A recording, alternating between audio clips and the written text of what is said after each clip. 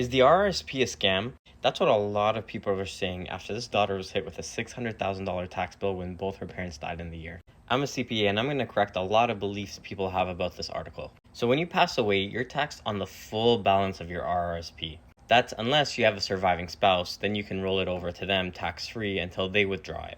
But if you're the last surviving spouse, then you will be taxed on that RRSP. In this case, it was $700,000. And they probably paid around $350,000 on that balance. Now, a lot of people think that because when you withdraw from the RSP or when you pass away and you have to pay all this tax, that they're a scam or they're not a good idea to invest in. But here's the thing, no one would dare say this about a TFSA. And in this diagram I made, I looked at where if your tax rate on contribution is the same as your tax rate on withdrawal, the TFSA and the RSP are the same, assuming you invest your tax refund. Even if you have to pay tax on the withdrawal. I think this surprises a lot of people. But if you understand how deferring tax can actually make you more money, it's not that surprising.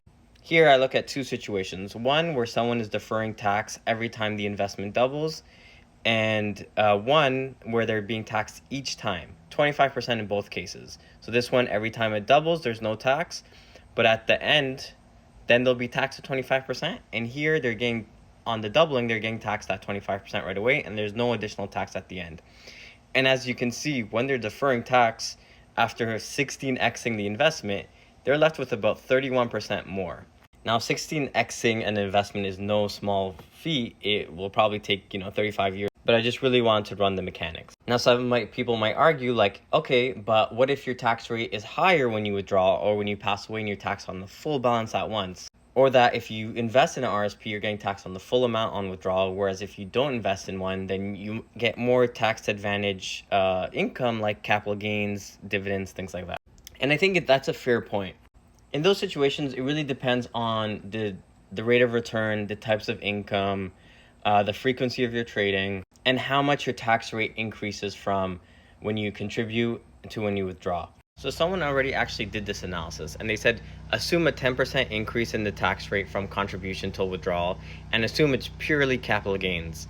And in this case, the RSP initially wasn't better, but at the 25-year mark, that was about the break-even point, and then the RSP then ended up being better than the non-registered account. And that was at a 5% rate of return. At 7%, it's even better, 6%, even better. When it's lower than 5% return, then the advantage becomes less and less. So yes, RSPs are good even if your tax rate goes up, depending on how much more it goes up. Now back to this family. A lot of people were suggesting they should have withdrawn from their RSP earlier.